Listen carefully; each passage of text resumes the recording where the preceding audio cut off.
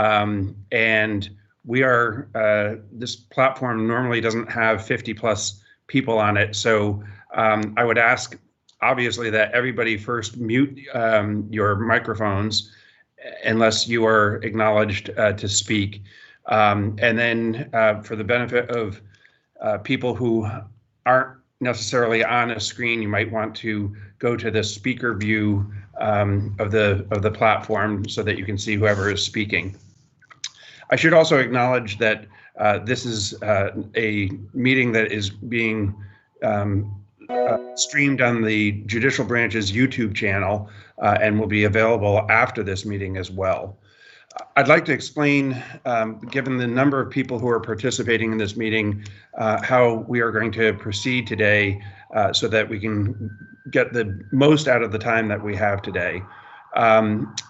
First of all, this meeting is for the purpose of the Rules Committee to obtain information from various stakeholders in the hope that we will be able to inform the Chief Justice about the issue of diploma privileges in Connecticut and whether or not he should utilize his authority under the practice book to call an official meeting of the Rules Committee for the purpose of potentially changing any rules relating to the bar examination this year, given the extraordinary circumstances that we are all faced with during this pandemic.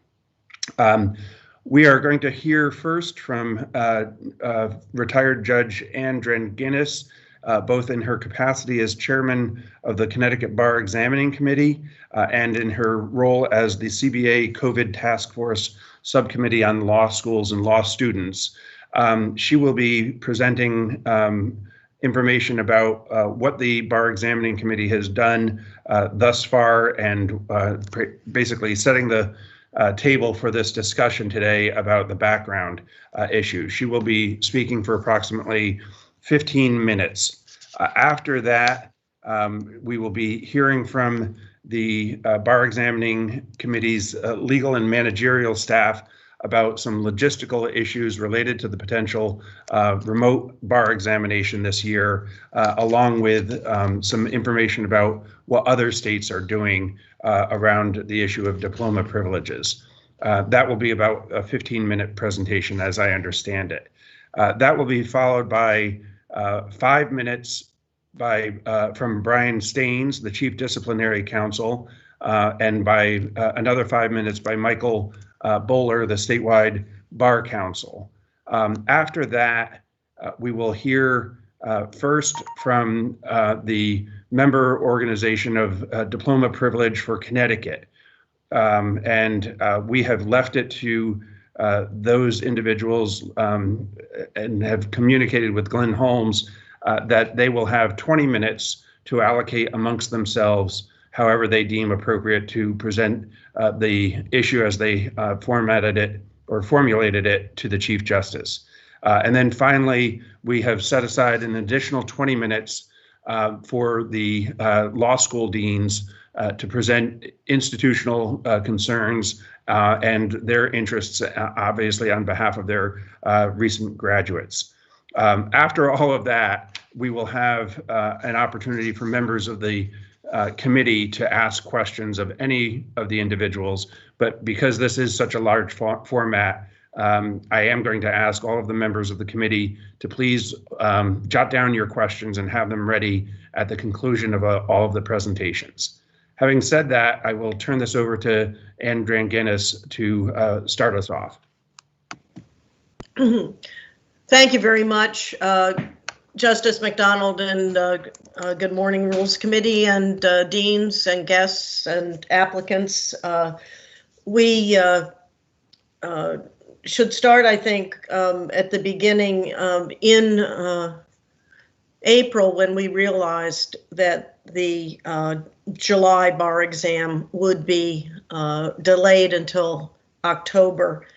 And because of the use of the Connecticut Conventions Center, which is the only bidder for us to have a venue to administer the exam, we were required to select the late days in October. After discussions with the deans, we petitioned on April 24th to the Rules Committee to expand and extend the student practice rule for those students who would be delayed by a later administration of the bar exam.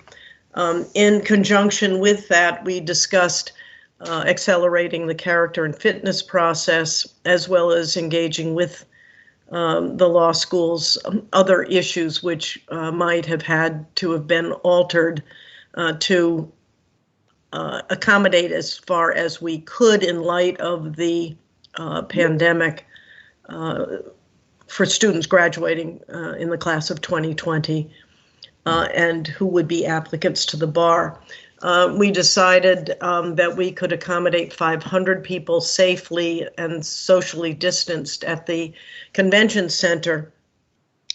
As time wore on and travel became more of a problem, and states were reconsidering whether or not an exam could be safely administered, we had to advise our vendor ExamSoft whether or not we were going to go to a remote exam, as states started canceling the October exam and voting in favor of a remote exam. We followed that and tracked it very carefully. I formed a working group so that we had just, I guess, an executive committee for the purposes of dealing with this test during this COVID time. And that working committee of the Bar Examining Committee was comprised of Judge Nina Elgo, David Morgan, Fred Urey, and Matt Wax-Krell, and me and staff. So we, as things were changing rapidly, we were attempting to adjust what the committee was going to do to respond to the safety issues. I was on a conference call that had been arranged by staff of the Bar Examining Committee with the Department of Public Health, and it became quite clear to us that the ingress and egress of applicants into the exam site would create a scenario of unfairness. We would have to allow people into the room in groups of 25. And when you're talking about getting 500 people in groups of 25 into and seated in a large convention center, it became clear to us that that was not going to be a reasonable option. And we couldn't really ensure the safety of our applicants in the process of going in and out of the exam venue.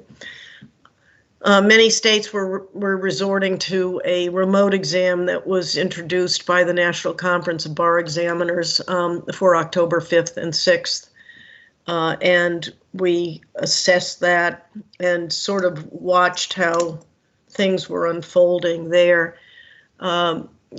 So we became one of the majority of states to elect in a meeting on July 23rd to go with a remote exam. We had done some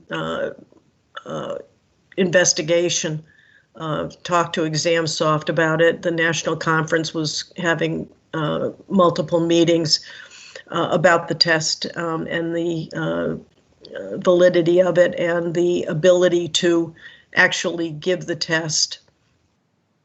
We were charged under the rule to conduct an examination, and safety was our primary concern for the applicants, clearly. And so at that meeting of July 23rd, which I think elapsed about 3.5 or so hours, just shy of 4 hours, at the beginning of the meeting on our special meeting agenda was the consideration of a remote bar exam. Just shy of that meeting, Dean Tim Fisher sent to me the petition that was circulated to the executive branch and the legislative branches of government by Diploma Privilege for Connecticut. And I elected under new business and told the deans to tell their students who were active in that mission to, that they certainly would be able to come and talk to the bar examining committee about their concerns and their advocacy for diploma privilege. So that occurred. It occurred after the vote that we took on the 23rd.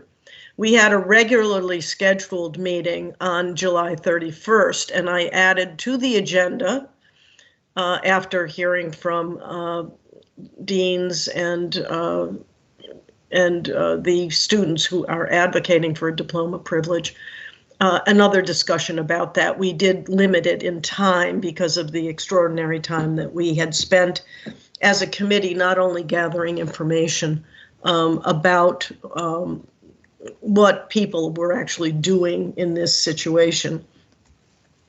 After we decided to do diploma privilege on July 23rd, many states agreed that we would be, even though it was a remote test with half the questions given over 2 days, that we would engage in memoranda of understanding to allow the results to be reciprocal with a variety of other jurisdictions. One of our biggest concerns was that Connecticut is a uniform bar exam state, and we considered that to have great benefit to law students coming out.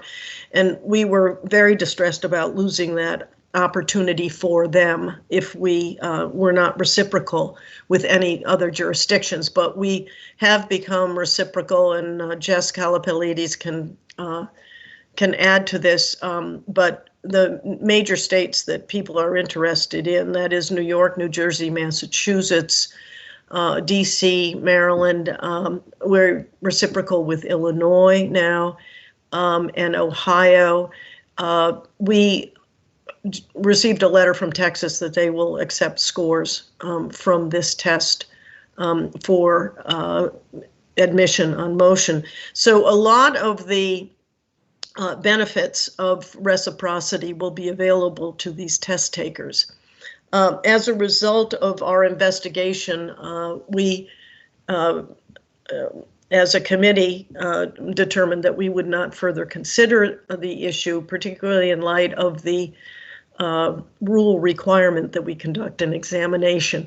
All of this was done with an enormous amount of work by staff, and I must tell the Rules Committee that the staff of the Bar Examining Committee, while doing all of their other functions on limited hours based on the judicial branch requirement during this pandemic, they have managed to amass a great deal of information about the bar exam. We have hired, as required by NCVE, our own psychometrician.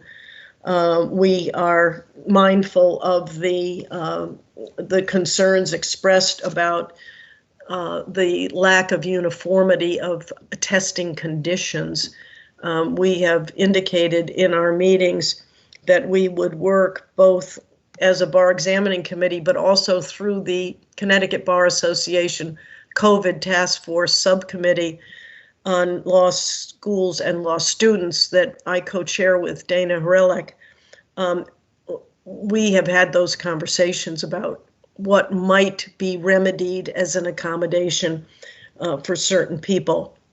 I will note that the summary of the discussion around the ABA resolution went to the executive committee of the CBA on a confidential basis, and that's why I was not able to share that with the Rules Committee. And I will note that the most recent communication that we have had by the president of the CBA asked some questions as follow-up to the summary that we have given, and they are questions that have come up and are also contained in the ABA resolution. That is that while diploma privilege is an option within the ABA resolution, so is the remote bar exam. and so is a practice requirement, a supervision requirement after either diploma privilege or any other permutation. There are 4 states that have agreed to go with diploma privilege, and they are Louisiana, Utah, Oregon, and Washington. Utah has just done some other steps in furtherance of relaxing rules with respect to who can participate and be own law firms. And they, so there is, I think, movement in the discussion about the future of the legal profession. It's our feeling, the Bar Examining Committee felt it has gone as far as it could go. I will say that we have a weekly call with ExamSoft every Tuesday. They previewed and have remedied the issue that happened that delayed the Michigan exam for 35 minutes, but everyone in Michigan completed the exam and uploaded the exam successfully. The exam is not taken online, rather the software is downloaded, the test is taken offline, and then the answers are uploaded. We also, as a working group, will recommend to the committee and extend the time within which people can upload. We've been reasonably liberal in that regard. In any event, when one sits for the exam and takes it on one's laptop, the upload is to be the next morning by 10 o'clock. If people attempt to do it and there's any glitch, all those times have been extended. We've never had a problem with that in the many years that we have used laptop testing for the bar exam. This is a little bit different, but the upload with the proctoring piece uploads in 15 minutes per day. So it is not an extraordinary lengthy upload once the test is taken. We intend to continue to operate consulting with ExamSoft, and we certainly are mindful of the difficulties that this change has made for people, and are trying to be as accommodating as we possibly can within the structure of our duties, not only to the court but to the public. So we are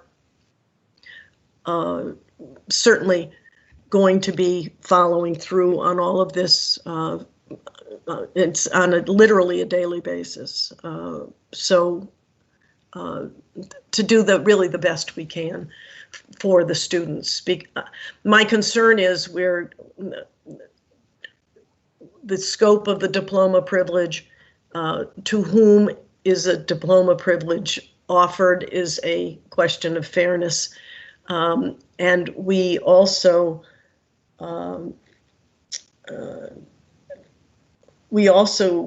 think that this discussion is really a discussion about the fundamental beliefs that we might have or understanding that we have about high stakes testing to begin with. And should this discussion happen at the last minute during a pandemic, as opposed to being an ongoing discussion? It's not the first time this has been raised. And we haven't moved the needle yet, but there are those, I think that Dean Brown's shared an interesting letter from a professor who teaches and studies in this field about, and she has long been an advocate of diploma privilege. And I think that we see that each of us in this conversation has an agenda that may be somewhat different, but we've talked about all of this and tried to find a proper balance. And I know we've had the conversation before and are certainly willing to keep that conversation going. I don't know whether or not too much new will come. So I'm sure I exceeded my time, Your Honor. Actually, you were 1 minute short, but Good. I'll leave that. I'll leave that minute. I'll on the save table. that for rebuttal, Your Honor. There you go. By the way, I should mention, you just raised that. We have received a lot of information from many people who are participating in this video conference, and anything we have gotten, we have shared with other members of the Rules Committee. So I just want everybody to know that.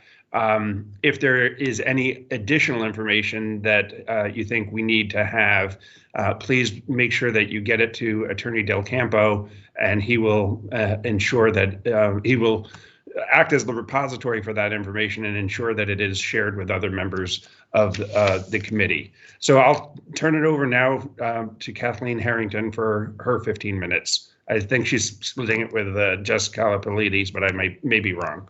Kathleen. I think they're sharing the time. Good morning, Your Honor. Thank you. This is Kathy Harrington. I'm the Deputy Director of Attorney Services, and I will be sharing the time with Jessica. I will be very brief.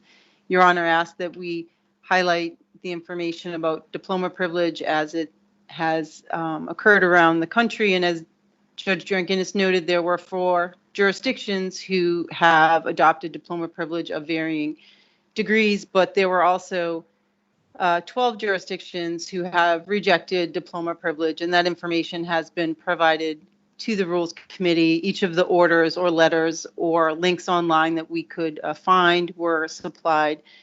Those jurisdictions are California, Idaho, Illinois, Minnesota, Missouri, Montana, Nebraska, Nevada, Carolina, Ohio, Pennsylvania, and Tennessee. Of course, there are other pending petitions around the country in a variety of states, as we also have here. I also just wanted to take just a few minutes to highlight the pass rate information that our office provided to the Rules Committee, just to highlight that information, especially for people who are logging on to the YouTube channel and the other people present on this Teams meeting, which is when we're looking at the pass rate for first-time takers on the Connecticut bar exam, since that is the pool of applicants that is requesting this diploma privilege, when we look at it, the overall pass rate, the overall fail rate for first-time takers in the last 4 years, in the last 4 July administrations, would be 25%. When we look at the Yukon Law School and the Quinnipiac Law School, their fail rate for first-time takers over the last 4 July administrations would be roughly 20% would fail. We currently, given the applicants who have applied and then some that have withdrawn, have 405, roughly 405 first-time applicants for this current remote bar administration that will take place in October. So if we apply that 20 to 25% fail rate to the numbers that we currently have, that would mean that 81 to 101 candidates potentially may fail to achieve the minimum competence score on the bar exam. But if diploma privilege were granted and they pass the character and fitness review and other requirements, they would be given a license to practice law. We felt it was important that the committee see those numbers. We also feel it's important, just looking back at the July 2019 bar exam information, to highlight there's a thought out there that most applicants maybe are only failing by a few points, but that's not always true. When we look at the July 2019 information, we had 59 first-time takers that failed the exam. Of that 59, 46 of them failed by more than 20 points. And when we look at that, we're looking at a minimum competence score of 266. We're not looking at like an A or a B, we're looking more at like a C minus D plus. It's a minimum competence. And I think even more important is to look at, of that 46, 18 of them failed by more than 30 points. If this were to happen here, these people would be given a license to practice law. There's no guarantee that any of these individuals would have character and fitness problems, because quite frankly, what we see is that runs the gamut. You have some people who score well over 300 points on the exam but have significant character and fitness concerns. And then you have people who fail the exam by more than 30 points but have no character and fitness issues, you know, and it goes vice versa. So that's not going to be like a safety net, as some people have kind of indicated. And that's really all I have. I turn over the rest of the time to Attorney Jessica Kalaplidis.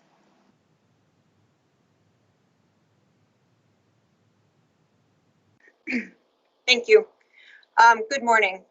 So the time that I have, I wanted to address some potential concerns that there may be regarding the reliability of the exam and the technology. So starting with the reliability of the exam, this exam, the remote exam, still uses all of the same products as our normal in-person exam. It's still using all the the performance tests, the essays, and the multiple choice from the National Conference of Bar Examiners, but it's using half as many of each type of question. So there's been some concern about that, as well as the fact that the National Conference has indicated that they will not do our scaling and scoring as usual. So there's been some concern about the reliability of this exam. The Bar Examining Committee has hired an expert psychometrician. He is the expert in the field. He truly is. He has worked with other jurisdictions, scaling and scoring their bar exams before the pandemic. He has done work with the National Conference of Bar Examiners. He is aware of the data that is needed and the methods used in order to scale and score a bar exam. He has also done some preliminary work with us. We provided data for the last 6 exams, and he did preliminary work to determine what was the reliability of those exams and what would the reliability have been if they were half as long, half as many questions.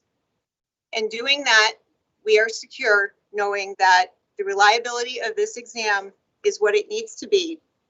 It meets the threshold for the reliability for a high stakes licensing exam. So that is a projected number, but we feel secure that it is going to be a reliable exam. When he does the scaling and scoring of the exam, he will determine what the actual reliability is at that time, and the Bar Examining Committee will have that data and that information.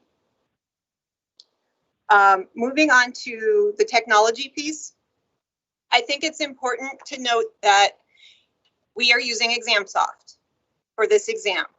I think there's been a lot of confusion regarding some issues that other jurisdictions have had with other vendors. Namely ILG. ExamSoft uses what's known as remote proctoring. ILG uses live proctoring. Live proctoring requires that an internet connection be maintained through the duration of the exam. ExamSoft with remote proctoring does not. You do not need an internet connection for the duration of the exam. You do need it at the beginning, so that you can get the password. Once you have the password and you enter it in, it unlocks the exam on the applicant's computer. When the applicant registers and downloads the software, the exam is put on their computer. They are not logging into a website to take it online. It is so the password unlocks the exam, which is already on their computer. At that point, ExamSoft locks them out of all the other software on their computer and their internet connection. So not only do they not need it, they won't have access to it. They do not need an internet connection for the exam. Once the exam is over, they do need to upload their files, so their exam files and their proctoring files. Because those can take a little bit longer than the normal exam files they would have for an in-person exam, as Judge Drenganis had noted, we are giving them an additional amount of time to complete that upload. Whereas normally they would have until 10 a.m. the morning after the full exam completes. They're going to have, this is a Monday, Tuesday exam, they're going to have until noon on that Friday to at least make an attempt and to contact ExamSoft if they're having issues. If they've at least done that, then the committee will allow them to complete the upload. So I think that's important because there's been a lot of discussion about internet connection So again, they do not need it for the duration of the exam. They only need it when they first start it, and then afterwards they're given days to upload. There's also been, did I talk about that? So there's also been some discussion about what they can and cannot do because it's not a paper-based test. ExamSoft has a lot of features built into it to enable applicants to take the exam. They can highlight in the question text. There's a virtual scrap paper because there is not real paper. They can copy and paste from the virtual scrap paper so they don't have to retype that if they've already typed part of an answer. They can cross out MBE answers they've deemed to be incorrect. They can find and replace. There's spell check. There's a number of very nice features included in the software. And as part of registration, all applicants will need to complete 2 mock exams. One is more of a tutorial exam, but the second one is to allow them to actually see what exam questions will look like. There are going to be questions embedded in that mock exam sample questions. They will be able to see what the actual exam will look like. They will be able to take it as if it was the real exam. They'll be able to, explore all the features, and they'll know how to use them so that it's not new to them on exam day.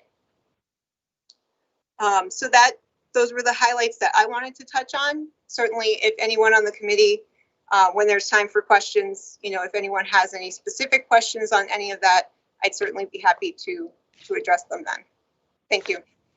Thank you. Next, we're going to hear from Brian Staines, the Chief Disciplinary Counsel. I understand that Attorney Mike Bowler is not able to join us. He has the distinction of living in Brantford, which lost 99% of their population lost power yesterday, so he's not joining us. I believe Attorney Staines will be presenting his views, and apparently they are shared by Attorney Bowler. Attorney Staines. Thank you, Justice McDonald and members of the committee. I'm Brian Staines, Chief Disciplinary Counsel. I've already submitted Brian? Yes. So I think your microphone is presenting audio problems. I don't know if it's. Try it again. Can you hear me now? Not really. It's really crackling.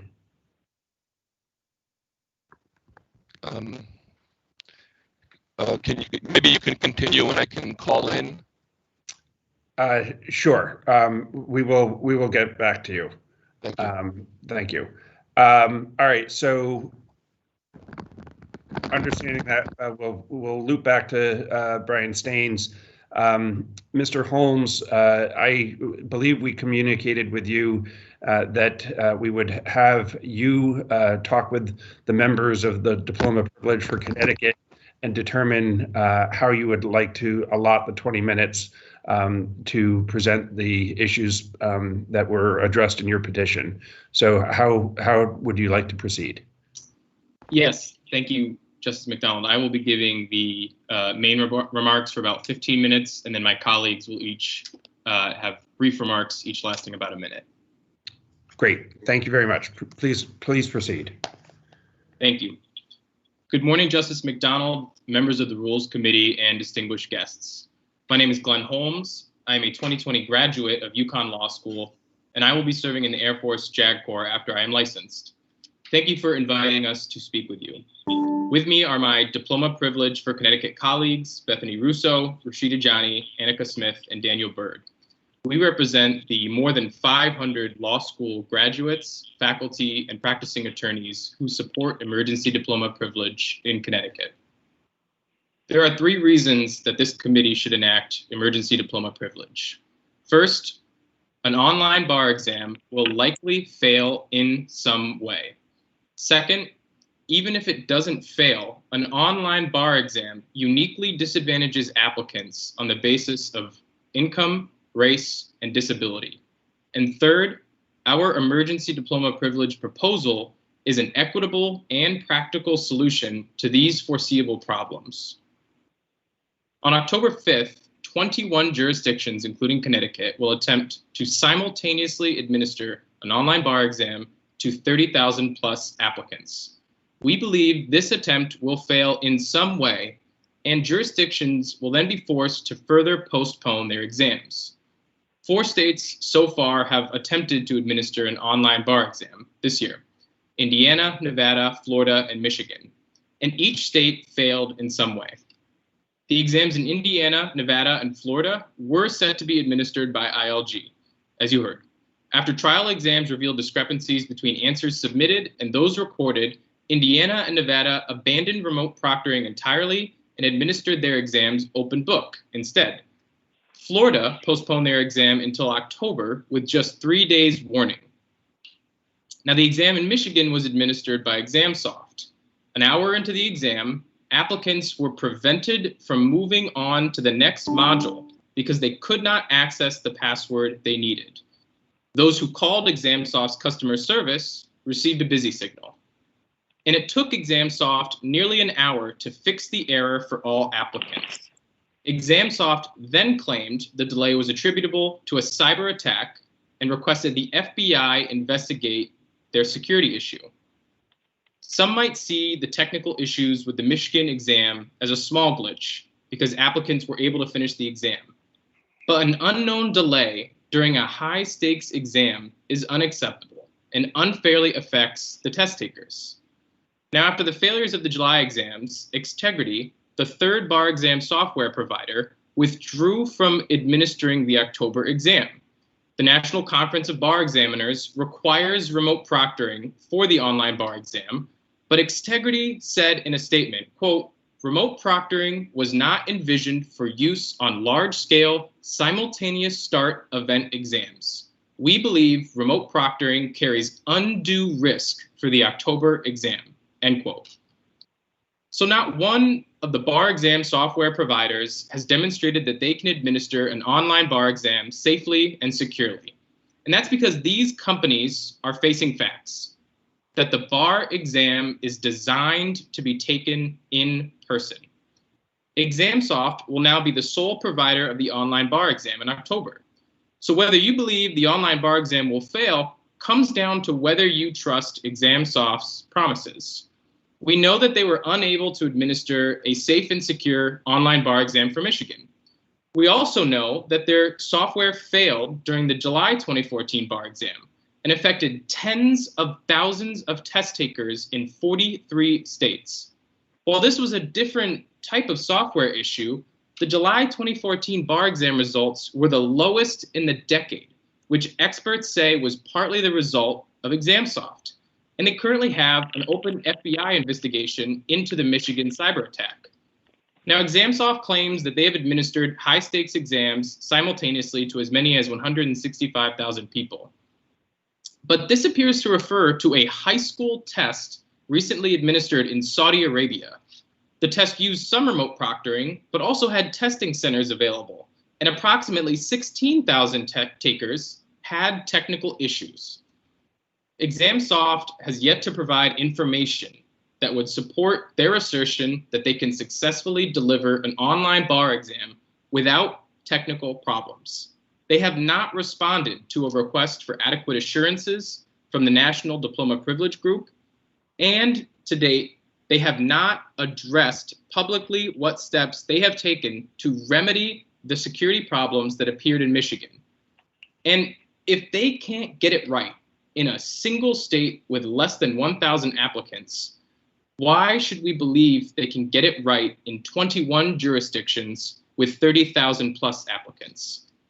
The risk of failure on October 5th is magnified further by the lack of a backup plan. Judge Guinness has recently said that there are no guarantees there won't be technological glitches or that the exam will be postponed on short notice like Florida's was. When asked about a backup plan, the president of the National Conference of Bar Examiners said to ask her on October 6th. But the evidence shows that a bar exam will likely fail in some way. So we implore this committee to not move forward with such a high level of uncertainty.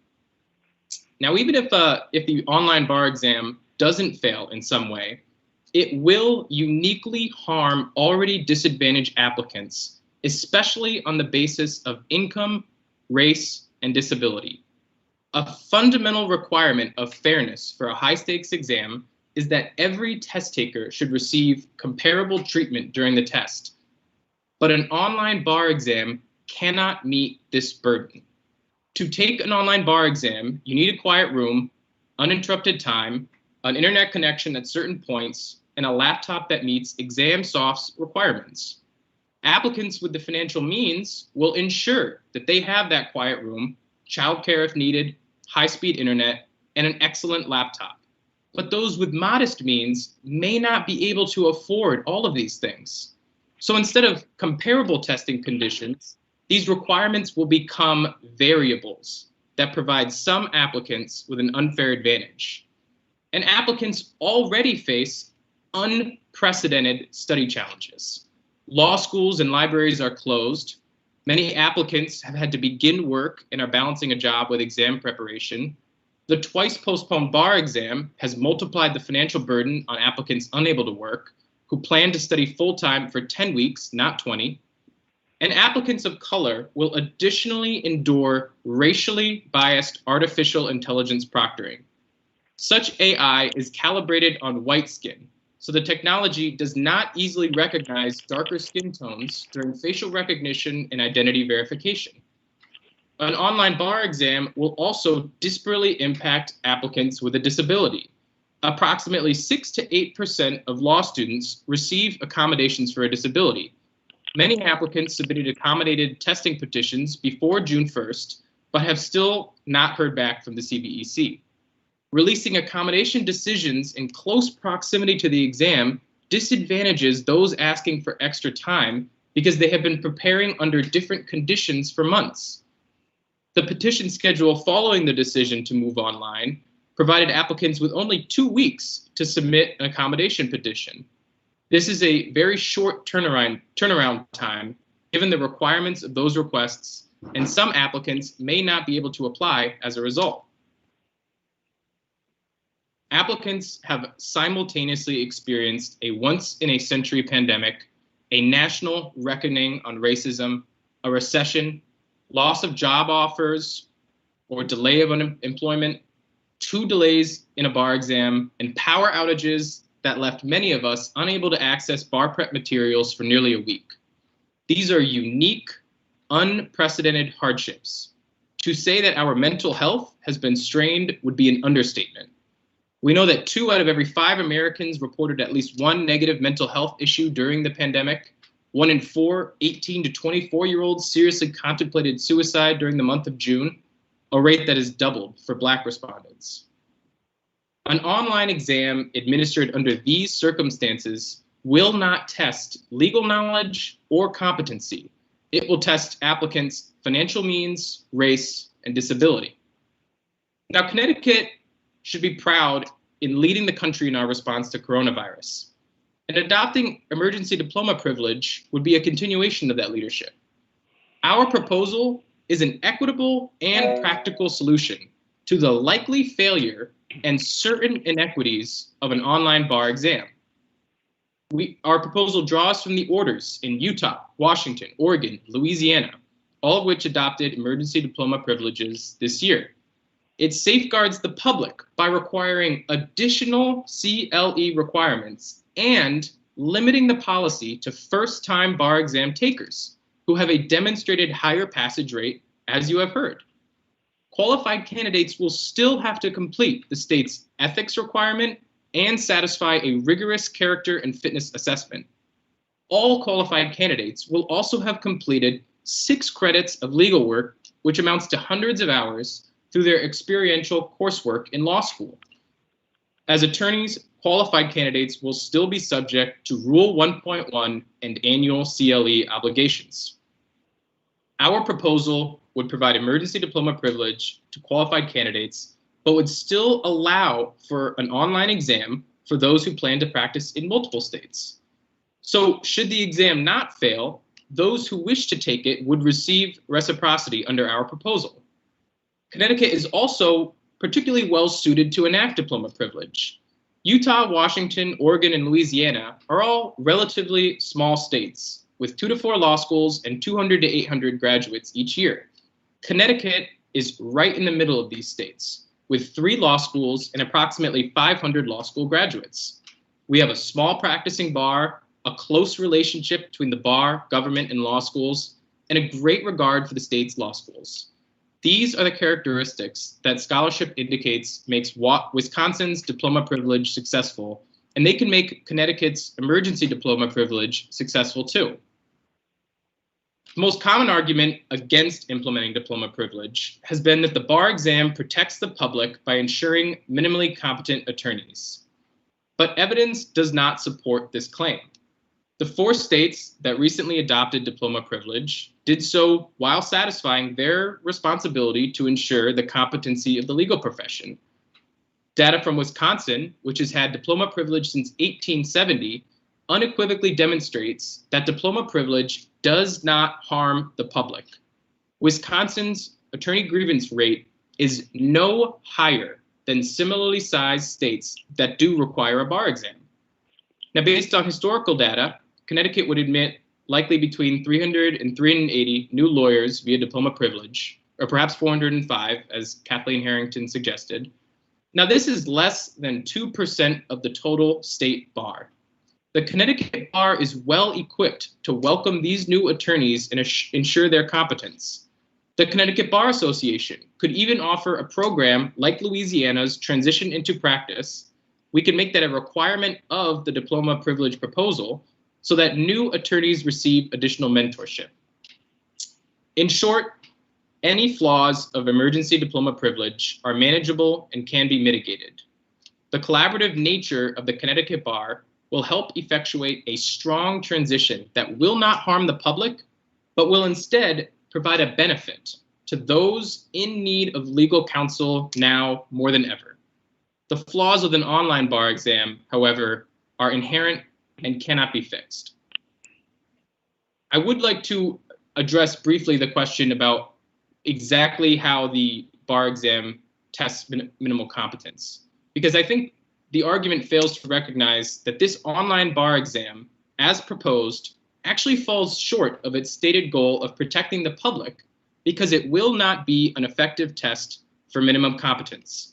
Not only will the applicant's ability to take the test at all be determined by factors outside of their control, like income, race, disability, and familial status, but the online bar exam is only going to be half the length of an in-person exam. And yet, the National Conference of Bar Examiners has repeatedly stressed the need for a 2-day, 12-hour exam as necessary to test a sufficient number of subjects that determine attorney competence. But an online exam won't test at least half of the essay subjects and half of the content it would otherwise cover on multiple choice questions. Professor Deborah Jones-Merritt, a legal education expert, has said that this will reduce the online bar exam's reliability and cause some candidates who would have failed to pass and vice versa. In closing, the online bar exam will likely fail in some way due to problems with ExamSoft or with individual applicants' access. And even if it doesn't fail, it won't test minimal competence, and it will disadvantage applicants on the basis of income, race, and disability. The Connecticut judicial branch's guiding principles are truth, equity, and justice. So on behalf of over 500 law school graduates and attorneys, we implore this committee to stand by these principles by setting aside an uncertain and unjust online bar exam in favor of an equitable and practical solution that meets this moment, emergency diploma privilege. I thank you for your time, and I will now turn it over to my colleague, Rashida Jani. Thank you, Glenn, and good morning, Justice McDonald and members of the Rules Committee. My name is Rashida Jani, and I had the privilege of attending the University of Connecticut School of Law as an evening student and graduated this past May. Thank you for inviting us to speak with you. I want to take this opportunity to share a fear that's very personal to me. As the date of the exam approaches, I continue to grow worried about whether facial recognition software will fairly or properly identify me because of my skin tone. Proctoring, whether remote or live, is calibrated on white skin. And this is a proven fact. In an ordinary circumstance, I would not have to think about whether the color of my skin will allow me entrance into the bar exam or give a proctor a reason to doubt I am who I say I am. But this is now a concern I face because of an online exam. I'm forced to pick either a noisier but well-lit location, so there's enough light to reflect on my brown skin sufficient enough for a proctoring software, or a quieter environment where I may have to face the potential consequences of an inherently biased program. This is not a concern that I, nor any other applicant of color, should have to consider when preparing for the bar exam. As Glenn mentioned, for a profession whose guiding principles are truth, equity, and justice, I ask that you consider this struggle and choose an equitable and practical solution in this moment, emergency diploma privilege. With that, I would like to turn it over to my colleague, Annika Smith. Thank you for the opportunity to speak today. My name is Annika Smith, and I am a native New Englander and 2020 graduate of Washington University in St. Louis School of Law. In November, I will begin working for the same Connecticut firm where I spent my 2L summer. Delayed employment has affected my health insurance. I don't have a psychiatrist to refill my daily prescription.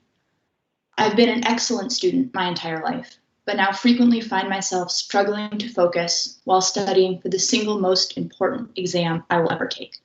Many other applicants are also struggling. One applicant is planning to admit themselves to inpatient psychiatric care immediately after results release in order to limit their ability to act on suicidal ideation exacerbated by the uncertainties of the bar exam. An immunocompromised applicant with type 1 diabetes will likely be forced to risk COVID-19 exposure to receive their rightful stop time accommodation. Another applicant with clinical anxiety and nervous tics will have their proctoring video subject to uniquely extensive and invasive review because AI will flag their medical condition as potential cheating. Rights attached to the individual. Discriminating against even a single disabled person while administering the bar online is still discrimination. Our proposal for diploma privilege ensures recipients provide competent representation to the public while also recognizing that would-be attorneys are members of the public deserving of an equitable path towards licensure. Thank you for your time and consideration. My colleague Bethany Russo will be speaking next. Good morning, distinguished members of the Rules Committee. My name is Bethany Russo, and I am a 2020 graduate of Quinnipiac University School of Law. Like many of my fellow graduates, my job offer that was supposed to begin in July has been postponed to an unknown date due to the uncertainty of the bar exam. Shh, honey. Just this week, my car broke down. I tried to replace my old vehicle, but was not able to do so because I cannot prove my future employment. I don't know when I will be able to begin my job. Even after getting a letter of intent from my employer, I was still denied because a letter of intent was only valid for 90 days. And I don't know if I'll be able to begin my job in 90 days, as there is serious uncertainty surrounding when we will be able to have a successful and safe administration of the bar exam. While we would not yet have our results had we timely taken the bar exam in July, I would have at least had a concrete date of those results and certainty as to my timeline. Financially, I cannot wait any longer to become licensed to practice law. It is a tremendous risk to rely on an online administration of an exam that has proven to be unsuccessful, and a risk that we collectively cannot take. Our livelihoods are at stake, and we need an equitable solution. To do otherwise is a grave disservice of justice. I implore the committee to listen to applicants and listen to our situations. Listen to why an online exam simply will not work and why diploma privilege is the only equitable solution this year. Thank you for your time. I'd like to now introduce the final member of our team, Mr. Daniel Byrd. Justice McDonald and distinguished members of this committee, my name is Daniel Byrd. I'm a UConn Law 2020 graduate. Thank you for the opportunity for our organization to present to you all today. I want to quickly close, mindful of your time, by emphasizing that at the end of this meeting, you will have sufficient facts to warrant an emergency meeting of this committee to fully consider diploma privilege and have an up or down vote. You've now heard our presentation. You will hear from law school deans, among others, and you have numerous materials in support of diploma privilege, which outline additional facts and impact statements. We have legitimate concerns with regards to inequities, technology, and the fair administration of an online exam. This is a fact-finding mission, as it rightly should be, and you have more than enough facts to, at a minimum, call an emergency meeting to discuss, consider, and vote on diploma privilege. So we encourage you to do so, to encourage Chief Justice Robinson to do so, and to ultimately approve a one-time emergency grant of diploma privilege. Thank you so much for your time. Thank you. And I know, first of all, I want to thank all of you for having such a well orchestrated presentation, but such an informative and fact-filled presentation as well. And I'm sure members of the committee will have questions at the end of this. I next would like to recognize Dean Brown, who I believe was told that the deans have 20 minutes, and I don't know if you have arranged how that time will be allotted, but please proceed. Thank you. I would like to actually first recognize my colleague Heather Gerken from Yale, who will start us off. Great. So thank you, Justice McDonald, and to all the judges who are sitting here today. We're so grateful for you being here, and we're so grateful for all the work that you and the many other people in this call have done in the last few months. We are not unfamiliar, the deans of these schools, with the challenges associated with turning a century-old institution around on a dime with constantly changing information and changing circumstances. So we just want to express our appreciation for your listening here. I will say that I think I speak for all the deans in saying that as we have dealt with the challenges of COVID, what has guided all of us is holding fast to our core values. And one of those core values is ensuring that our profession is open to all. And as gateways to that profession, we have done everything we can to bring those without means into this profession and into our own schools. I should say that at Yale, 1 in 5 of our current students is a first-gener. And while I'm inordinately proud of that fact, I also recognize that our law school has not led on this front and that our sister schools have an incredible legacy for generations of bringing first-geners into their midst and welcoming them into the profession. And if anything confirms the importance of this mission of equity, it has been COVID-19. Because we were all conscious before of the vast inequities that our students face based on the resources of their families and their upbringing. But COVID-19 has just made it visible in a way that has been incredibly powerful for all of us. So each of us could share with you a story, a face upon the pandemic of what we've seen. I'll just mention one, talking to one of my students whom we had supplied Wi-Fi for, but who was calling me from the basement of her house. With both of her parents as first-line workers, one a grocery store worker, one working as a nurse. And she was taking care of 3 kids at the same time that she was trying to do her schoolwork. That is a kind of inequity that so many of our students are facing with courage and with resilience. But while we have done everything we can within our schools to level the playing field and to ensure that our students can take part in that education, we've reached the limits of our ability to do so. So as you know, in the spring, we all offered our resources to open our doors, open the very doors of our school to allow our students to take the exam when we thought that was possible. You know, we were planning at Yale to actually shut down our own classes so that we could allow our own graduates to be able to take the bar. But we've reached the limit of our ability to do so because now the pandemic has made it impossible for us to have visitors on campus. At a number of our campuses, we are simply not allowed by public health rules of the university to allow anyone inside the building save our own students and faculty and staff.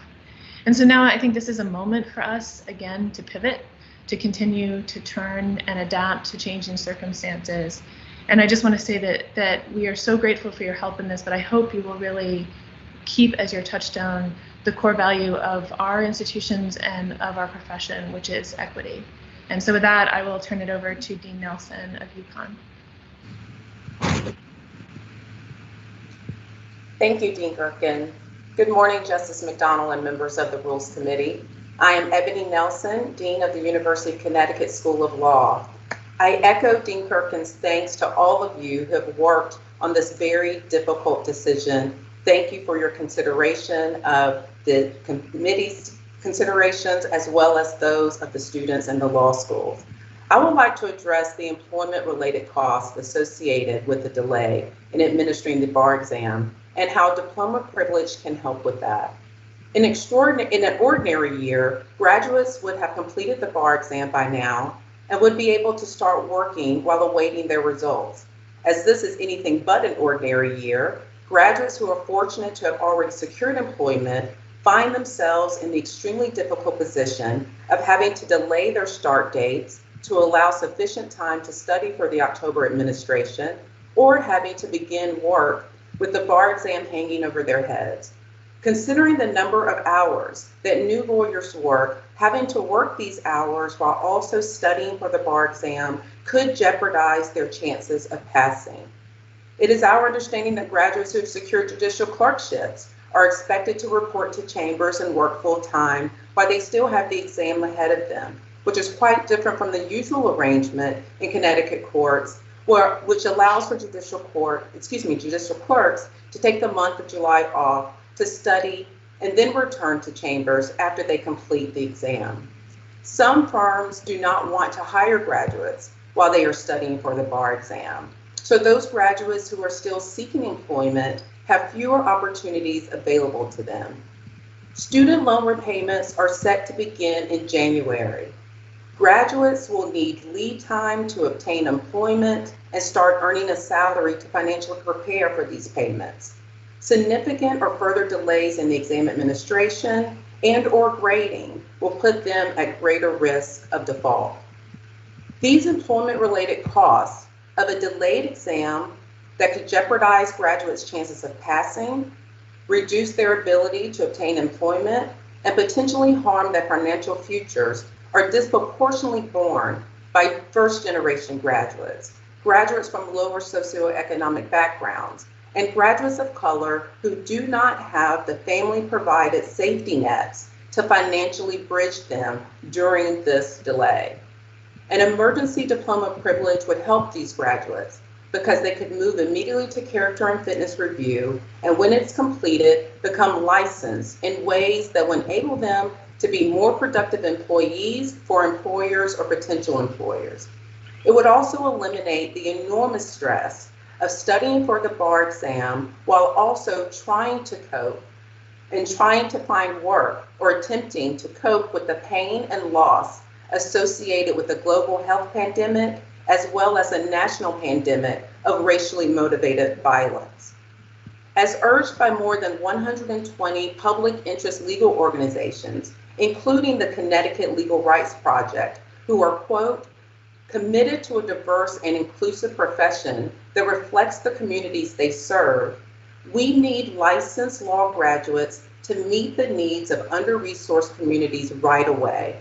Allowing an emergency diploma privilege under these extraordinarily challenging times would go very far in meeting these and other needs for legal representation in our state.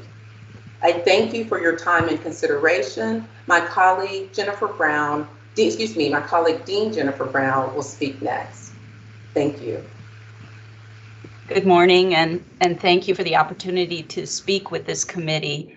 Just a few points I'd like to highlight. First, we want you to know that if Connecticut joins the 4 new states that have adopted Diploma Privilege Plus, the faculty of the 3 Connecticut law schools stand ready to assist in drafting the appropriate rule, and we could also help the bar to deliver free continuing legal education for bar applicants in subjects covered by the bar exam if that should be the pathway that is chosen.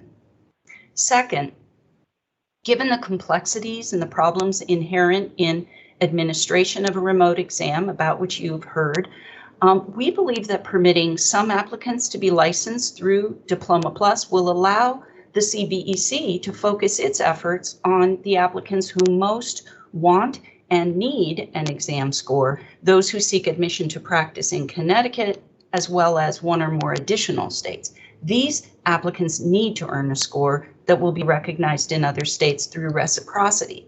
Or the applicants admitted under Diploma Plus who are excused or would be excused from taking the exam for purposes of their Connecticut bar admission would likely be those who plan to practice only in Connecticut for the foreseeable future. If they decide later to seek admission in another state, they would take the bar exam in that other state during a subsequent administration of that test, or I guess they could take their chances with reciprocity and see whether down the road other states would accept their application without a bar exam score. But either way, this would allow graduates who have already been severely impacted by COVID to move forward with their bar admission, pending character and fitness approval. And a final point that we all felt was worth emphasizing is that the graduates from our schools who've been most severely impacted by COVID are not necessarily people you will hear from at this meeting, though I want to say I am moved by the courage of our graduates who have come forward to speak to this group. You shouldn't expect all of the graduates who have been severely impacted to come to a meeting like this and share their difficult situations. So I know Brad Saxton saw firsthand as dean this spring, and he will address some of those in a few minutes. Nor, I think, should you try to measure the weight of the burdens that our most severely impacted graduates have borne by comparing them to the negative experiences of people you know. Because many of our graduates for whom we're advocating have no friends, have no family members, have in fact few contacts who are lawyers. We're doing our best to speak for them, and we're hoping that you will act to preserve their access to the legal profession. And now I'd like to turn it over to Leslie Levin, Professor of Law at University of Connecticut and an expert in licensing and professional responsibility. Thank you. So thank you, Justice McDonald and judges of the Rules Committee. I appreciate the opportunity to speak. And I will say, I know this is hard. I appreciate the willingness to listen, your willingness to listen. We are asking you and ultimately the Supreme Court to be courageous and to do what we think is the right thing to do. And I want to briefly address two issues here. One is concerns about public protection, which was raised by the CBEC and during the CBEC's earlier meeting, and also very briefly concerns about ExamSoft and remote testing. As someone who studies lawyer misconduct and lawyer regulation, I first want to address the concerns about these applicants and that any claim that they would harm the public. Everyone's concerned about public protection. And I want to say that the law schools did not come lightly to the decision to ask for diploma privilege for these applicants. In fact, we did not initially advocate for it. But the facts have changed, as has our understanding of the situation.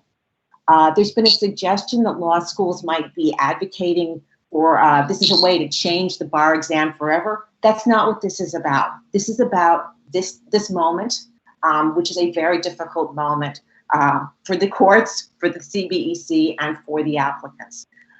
We understand why the CBEC did not recommend to the Rules Committee that it consider a diploma privilege, and it has worked hard in good faith on this issue, and God knows I would not want to be Judge Frank Guinness or anybody on that committee.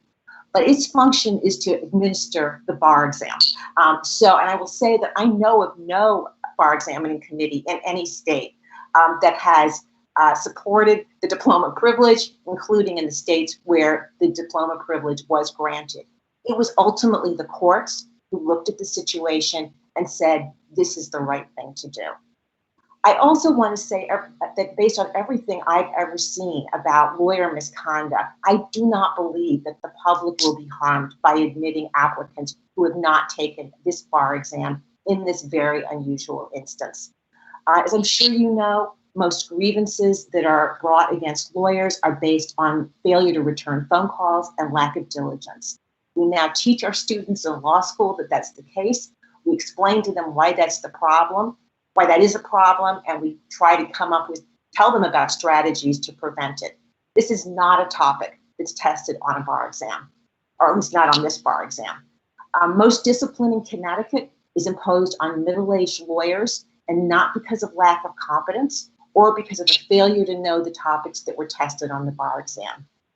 In statements before the CBEC, a point was made about lawyer devaluations. With all, I have to say that that's also not tested on the bar exam. And indeed, we all know that. Everybody knows you're not supposed to steal from clients, and people don't do it because they didn't take a bar exam.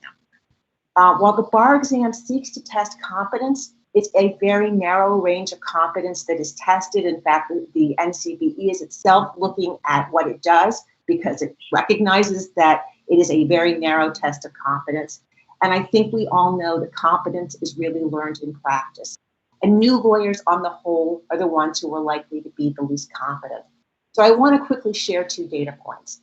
As you know, Wisconsin grants the Diploma Privilege to graduates of its in-state schools. I recently, coincidentally, did an analysis for the Office of Lawyer Regulation of 4,900 grievances brought against Wisconsin lawyers. There were only 29 grievances based on competence issues that were brought against lawyers in their first 5 years of practice. And remember, many of these lawyers came in on Diploma Privilege. That's what we're talking about, 0.5% of all grievances over 4 years. Most of them were dismissed, and the competence allegations did not relate to issues that were tested on the bar exam. They were things like failure to look at the local rules or failure to properly calculate a criminal sentence. Second, as Glenn Holmes noted, Professor Patton has done a study, and there is no indication that there is more public discipline imposed on people who came in on the Diploma Privilege than in Wisconsin, than people who took the bar. Finally, I want to very briefly address ExamSoft. There's a serious question about whether ExamSoft is going to work as hoped, and applicants are understandably deeply concerned about it. Mr. Holmes has already spoken about that, so I will just note again, not only was there the problem with hacking in this year, when ExamSoft had the problem in 2014, which resulted in so many problems for people who were trying to upload the exam in between the 2 days, and where they were so stressed that they didn't sleep that night, and it seemingly affected their performance on the next day's exam. ExamSoft ended up paying over $2 million for a class action in that particular case. It is also, as last month, it's being sued in Florida by the president of the Puerto Rican Bar Association of Florida over claims that it falsely determined that he had cheated on the bar exam. So these concerns that the students have or the applicants have are real. A few weeks ago, I spoke to another regulator and a chief regulator in another state that is planning to use ExamSoft. He told me very candidly, they don't know if it's going to work. They hope, they've gotten assurances, but they don't know. Notwithstanding what the psychometrician may have said to the CBEC, and I credit their statement that he's an expert, my understanding is that the NCBE has serious questions about the reliability of the exam. It has not been given before, it has not been scaled. Thank you for your willingness to hear my remarks, and I now turn this over to former Dean Brad Saxton.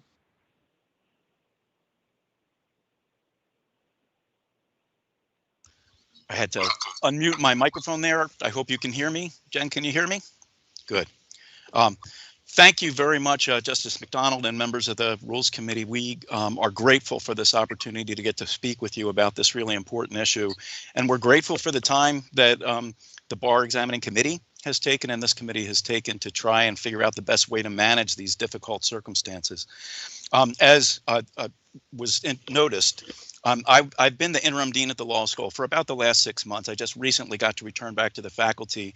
I was doing that while Dean Brown was serving as our interim provost. But in the last 6 months in my role as interim dean, I had an opportunity to hear from so many of our students about the challenges that they were confronting because of the COVID crisis And it was, many of them were things that I would not have even conceived of or would not have imagined myself. And so we learned a lot. All of us deans learned a lot from listening to our students for it. As we've led up to this, to the discussion this morning, I've heard some attorneys make comments that are sort of along the lines of, sure, it's hard for these recent graduates. These are challenging times, but it's challenging for everybody. It's challenging for the general public. And it was challenging for us when we had to take the bar back then. And some of those comments seem to sort of suggest that it's not really any harder for these recent graduates than it is being for the general public or for us who had to go through this challenge in past times. I would seriously dispute that characterization of this. From what the deans have heard and what we've learned from our students, it is harder for these recent graduates and what they're trying to do to get ready for the bar while dealing with the COVID crisis and all the challenges it presents for them. I applaud the recent graduates in the presentation that they did earlier in our meeting today. I thought they did a terrific job of giving you examples of the kinds of things that our students are confronting, or our students were confronting, and that they are confronting as they try and deal with the bar exam. I would add to that I think they gave us a number of good examples. I would multiply that by 10, 20, 100 in terms of the examples I heard from our students this past semester of what they were experiencing. And it's just extremely challenging stuff. I thought it was a wonderful moment when one of our speakers had, it looked like a child from her household, show up on the camera at the time as she was speaking at a very important meeting that she was clearly taking very seriously. But that's an illustration, a live demonstration for you, the kind of things that so many of these recent graduates are confronting. They are living in situations at home where they can't find quiet study space, where they're having to care for children who are at home when they never expected they were going to be at home as much as they're at home. Many of them are dealing with having to also serve as caretakers for parents or grandparents, many of whom are immunocompromised. And so they're having to do all this, many of them without adequate technology, without the right kinds of internet connections that they need or other kinds of technology. So it's an extraordinary array of challenges that they are confronting. And I thought that the recent grads did a great job of laying that out.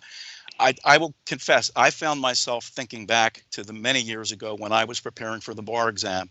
And as most of you, I'm sure, look back on it, I look back on that was a really challenging time. It was one of the hardest times in my life to get ready for the bar. Fortunately, I was able to prepare well enough that I passed for it.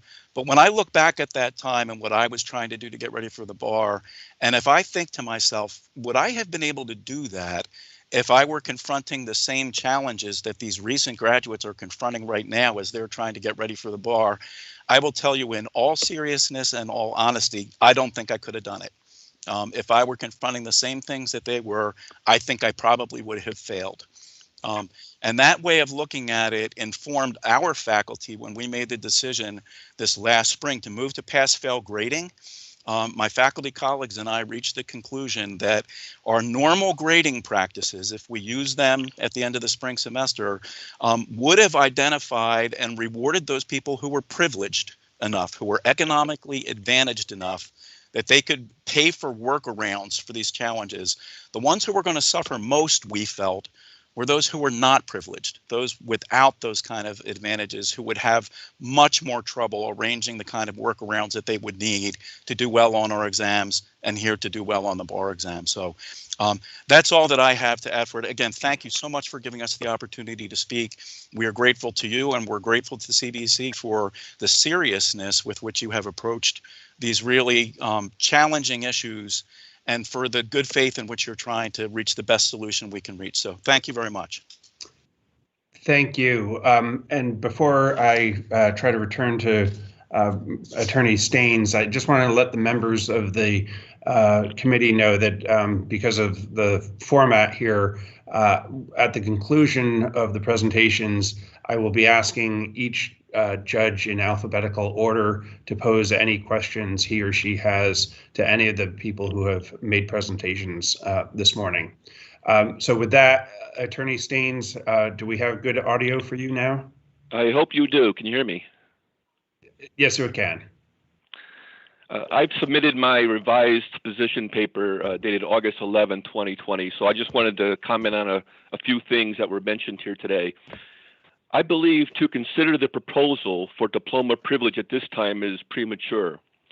One of the most difficult things about assessing the claims raised by the applicants regarding conditions that would negatively impact them taking the bar exam is that there's no information provided to identify just how many applicants are impacted by these specific conditions.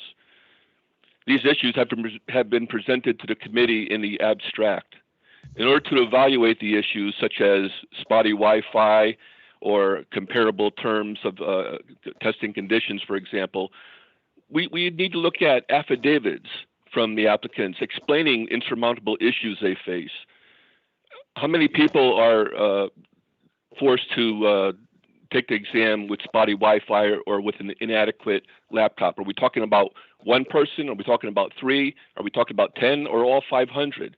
I think the committee needs to know the scope of these problems in order to make the decision. And based on the information made available to committee, it's not so compelling as to warrant the granting of the diploma privilege. A second issue raised by the applicants is the technical issues involving some of the vendors of the law exam.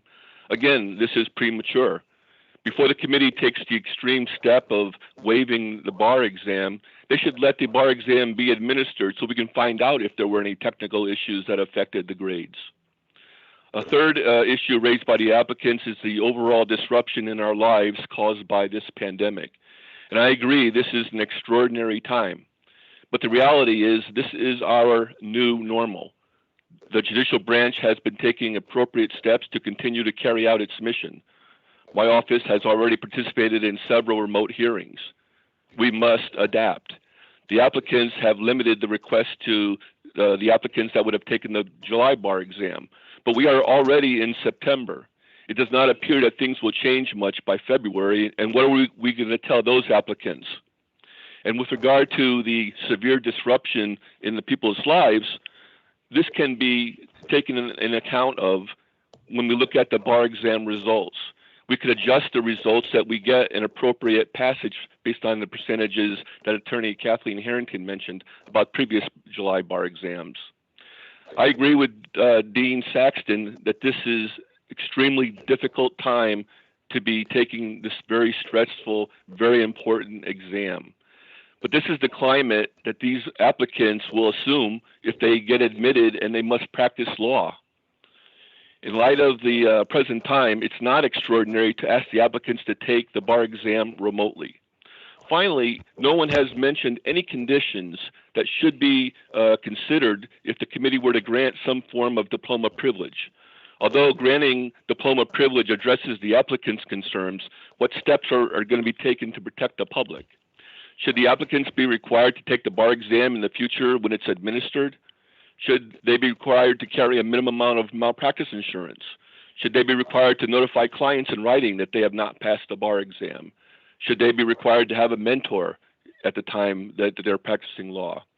You know, I'm very concerned about the potential for the admission of an unqualified candidate to the bar of the state of Connecticut and the perception of the public taking this extraordinary step will cause. The Office of the Chief Disciplinary Counsel opposes this request, and I'll remain on in case the committee has any questions for me. Thank you. Thank you very much.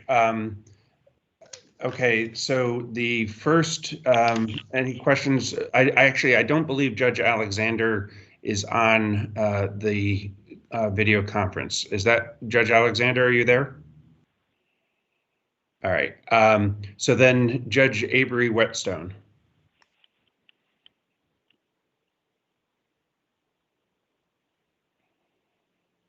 Judge Avery Whetstone, are you there? I saw you earlier on the participants. Hold on.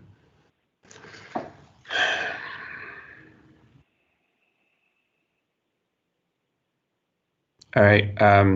We'll come back, check that in a second. Judge Bellis. I have no questions, and I thank all the speakers. Judge Cobb, I don't believe she was on. Judge Cobb? Judge Farley.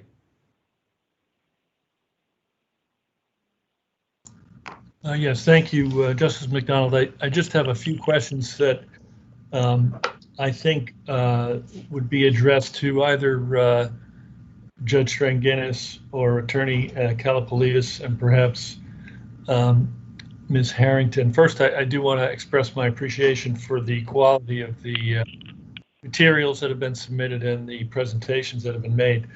I just have some questions with respect to the remote bar exam that we're anticipating in October.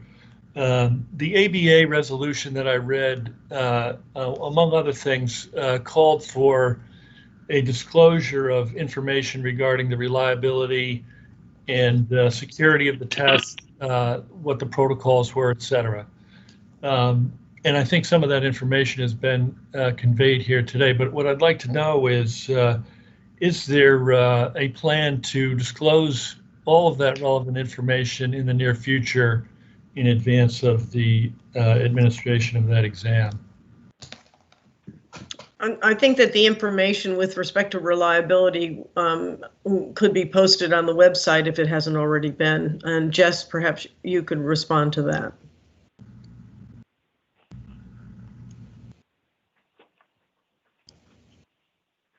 So the information regarding the reliability has not been posted to the website, but Judge Dringanis, I could certainly have something posted to the website regarding that.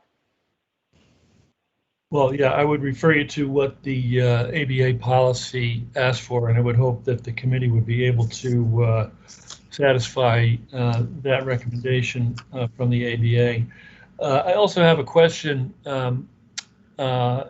What accommodations are being planned or anticipated for those who do experience some of the problems that have been raised? For example, are there plans to provide a space for somebody who needs it, et cetera? We did have conversations about that, Your Honor. We had conversations about that at the Bar Association Task Force Subcommittee level, but the Bar Examining Committee has also had conversations about that. I think the request for accommodations, which has exceeded normal limits, have been addressed. And just is the communication out, or is it just about to be sent out? So the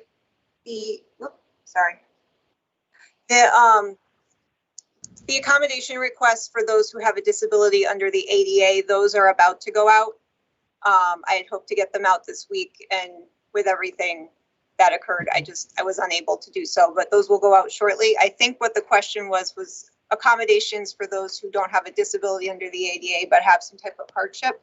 Right. For those, I haven't received any requests for such an accommodation. I would certainly bring those to the committee. We do typically use the Marriott as our non-standard testing site, and because it's a remote exam, we would not need to use those rooms for in-person testing. So that's a potential location that we could provide if there are such people, and depending on how many accommodation requests were received.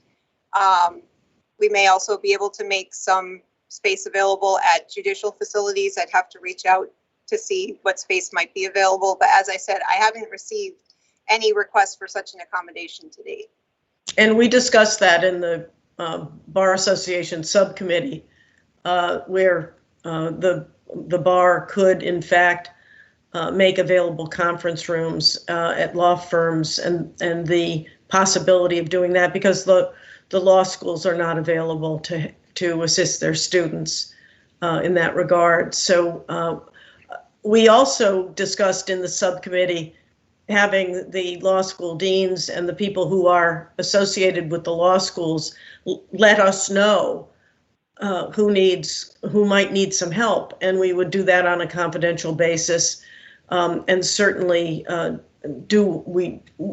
we would be able to assist people. So that's been talked about, and it was talked about at the meetings that we had of the bar examining committee that were attended by the group that's here today.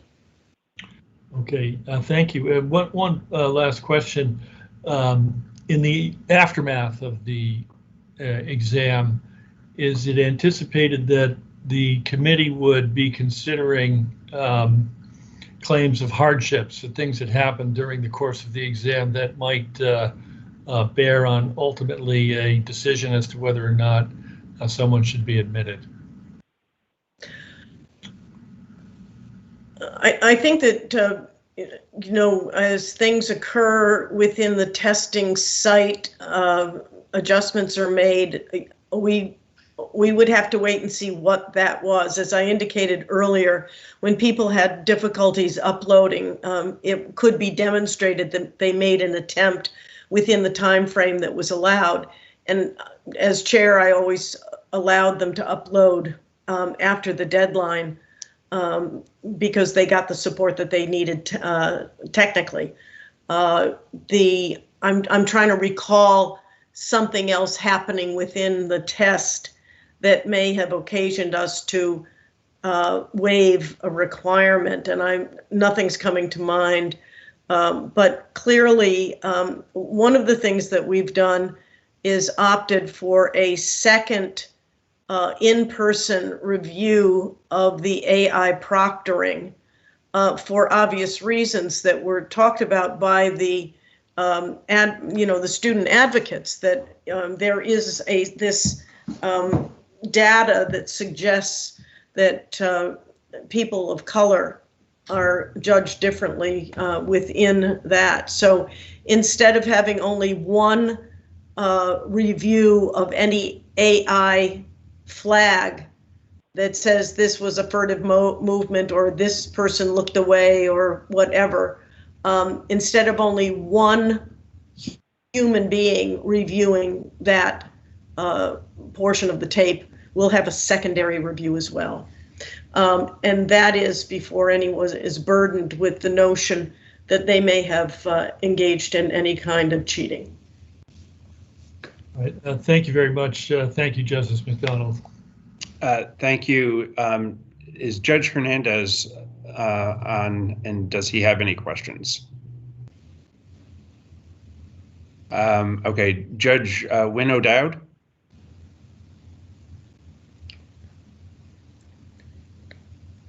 She's here.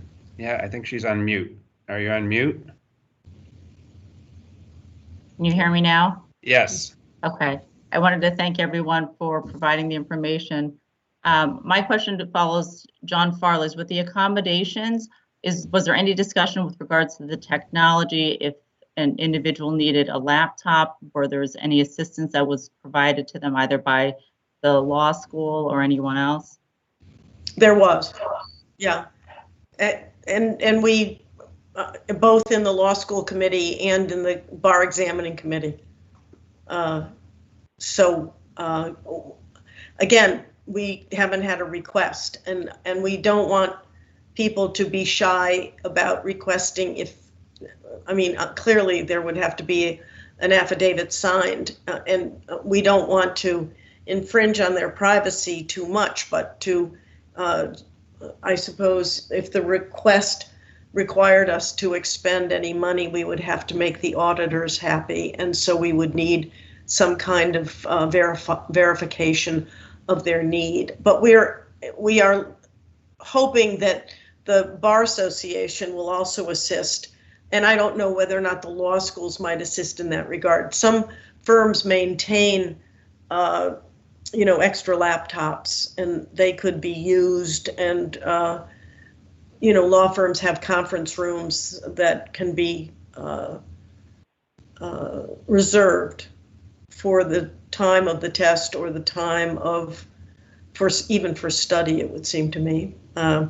We have, Pullman has a protocol whereby a visitor must sign a statement about no travel within the last 14 days, no symptoms of COVID and things like that. But even the members of the firm have to sign that kind of a statement before any of us go into the office. So there will be certain protocols that would have to be followed, but at least law firms might allow people into their offices. The law schools have taken the position, and for public health reasons, that they can't let their students back in. So even to study or to take the test. So it's going to fall on the Bar Association or on the Bar Examining Committee to make some kind of reasonable accommodation.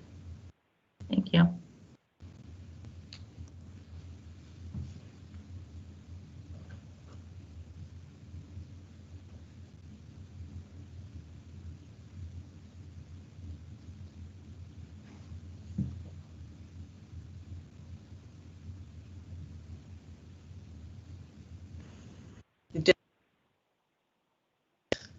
Did I capture the answer to that question?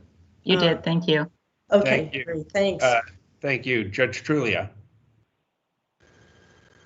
No questions at this time. Thank you very much. Okay. So let me go back. Judge Avery Whetstone, are you on? Before I ask some questions, are there any other questions from any of the members of the committee? Okay, first, for my part, I want to thank everybody for pulling this together on short notice, relatively short notice, and particularly I want to thank Mr. Holmes and the law students who have brought this to our attention. I have to say, I thought your presentation was absolutely wonderful. It captured the essence of the problem, and I have to say I learned a great deal from the presentation that will hopefully help us inform our recommendations or comments to the Chief Justice.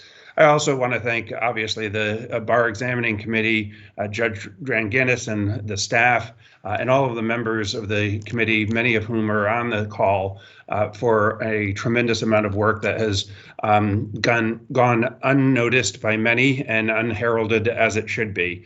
So I want to thank them, and certainly the law school folks who the deans and faculty members who brought their perspective to this has been very, very helpful as well. I did want to ask several questions, and let me start with Mr. Holmes. Maybe I was under a misapprehension, or maybe the proposal has evolved. I was under the impression that this proposal was originally just for law school graduates from the in-state law schools. Is it broader than that, or is it limited to the 3 schools that are located within the state? The proposal, thank you, Justice McDonald. The proposal that we have asked Chief Justice Robinson to act on does not limit it to in-state schools, but does limit it to first-time exam takers and requires the additional CLE requirements, which differs from, I believe, the Connecticut Law School Dean's position in their letter, which was for Connecticut Law School graduates. Okay, so do we have, are we all on the same page of what the proposal is, or is there still a dichotomy between what you sent to the Chief Justice and the position of the law school deans?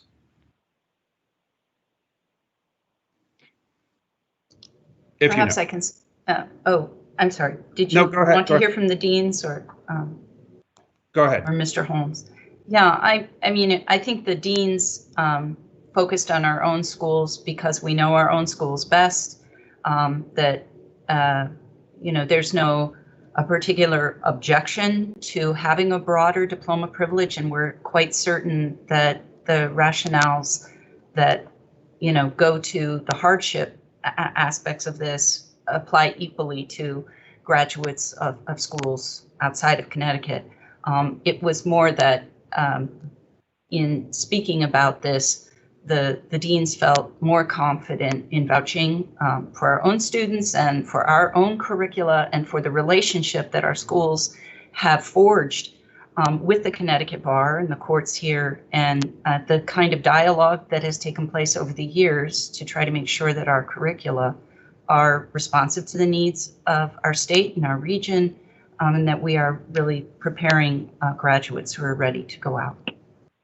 I appreciate that. So under this proposal, any recent graduate who is taking this for the first time would be granted a diploma privilege, regardless of whether or not they intended to practice in Connecticut. Is that right?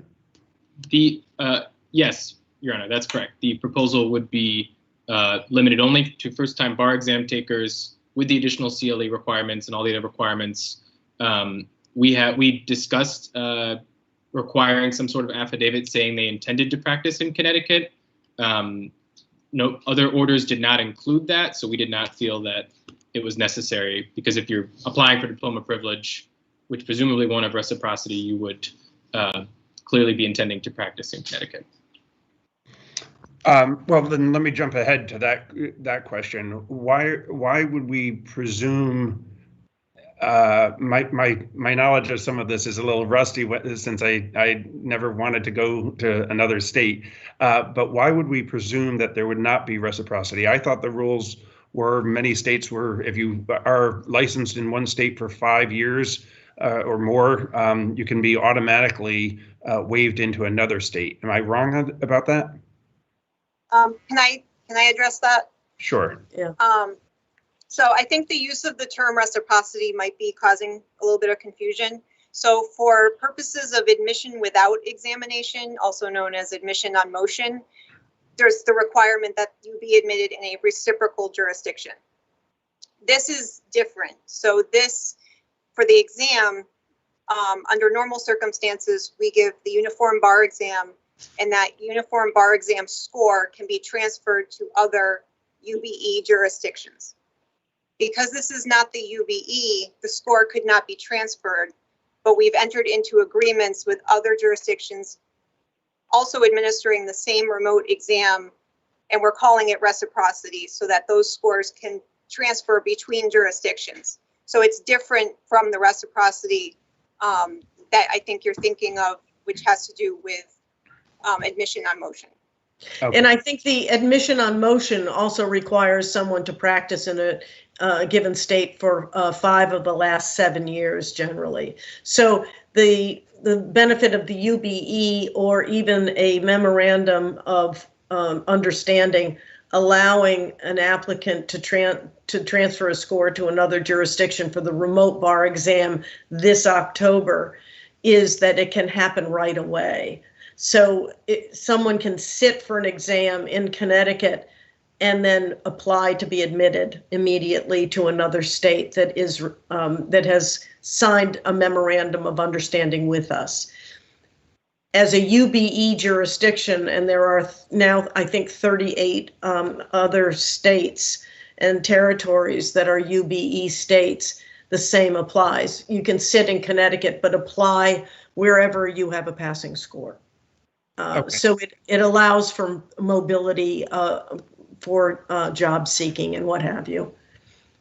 And I know that this proposal is intended to address the immediate concerns of recent graduates, and I certainly appreciate that, and I appreciate that that's probably the bulk of what we are talking about. But I mean, I could conceive of a lot of different scenarios where practice law in New York has a spouse who has taken up a residency at Yale New Haven Hospital, and he or she needs to join the spouse. Would that person not be able to have a diploma privilege or have immediate recognition of their license in New York as qualification for practicing in Connecticut? I don't know who I'm addressing it to. I think let's start with Mr. Holmes.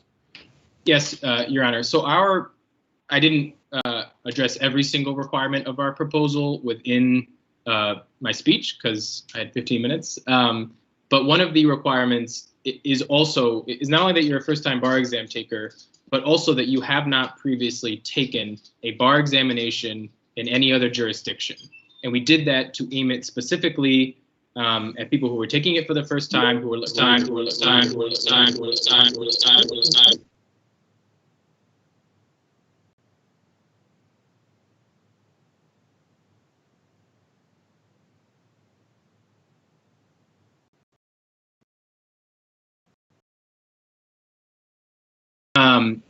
So we took a look at all the 4 emergency diploma privilege orders and tried to take the best language that was tailored for Connecticut. So our proposal would restrict it to those who are both taking it for the first time and had not ever taken it before in any other state, so that it would be, so that those that you mentioned would not be trying to apply through diploma privilege and would have to apply through other means of receiving a license to a practice. Okay, well, so why But in your, excuse me, Your Honor, but in Sure. your example of someone from New York who got a passing score in New York, which is the same passing score as Connecticut, which is 266, and we do have a memorandum of understanding with that person. If they took the New York bar in 2020, if they took it before, while we were both UBE states and scored 266, they could be admitted right away in Connecticut. If a New York person took the bar, could then come to Connecticut because we have a memorandum of understanding for 2020. But a person in Connecticut who got diploma privilege would not have the ability to go to New York. Okay, I appreciate that clarification. First of all, as long as you have the floor, Judge Dranganis, do you know what New York, Massachusetts, and Rhode Island are doing on this subject? The same thing that we're doing. They're doing a remote bar exam, and New York and New Jersey have an equivalent passing score with us. Massachusetts is higher. Actually, Okay. can I just correct one quick thing? Massachusetts and New York are giving the same remote exam. Rhode Island is still giving an in-person exam. Right. Okay. So, Mr. Holmes, why is this? Why aren't the changes that the Rules Committee adopted earlier this year sufficient to address the immediate concern about people who want to practice in Connecticut and can do so under the supervision of a licensed attorney? Why is that not sufficient until such time as, in your view, there could be a safe administration of an in-person bar exam? So those are not sufficient, Your Honor, primarily because it does not, that supervised practice provision does not solve the essential problem of licensing, and is especially does not solve the problem for those who want to enter parts of the profession that don't have the ability to supervise in that fashion. So examples of those people would be public defenders and public interest organizations with less staffing than larger firms. A great example is myself. I am going to become an Air Force JAG Corps officer after I'm licensed as an attorney in Connecticut. And supervised practice, solves nothing for me because I need to be a real attorney to enter the profession. And I think implicit in all that is the problems with trying to begin a job when you are not licensed, as many firms, as Dean Saxton mentioned, were hesitant to, it might have been Dean Nelson, excuse me, are hesitant to take on someone who is not yet licensed. Whereas diploma privilege would allow those to enter the profession and begin to meet legal needs in a way that does not burden firms in the legal profession. So, go ahead. I was wondering, I'm sorry, could I also address that just in 1 minute? Sure.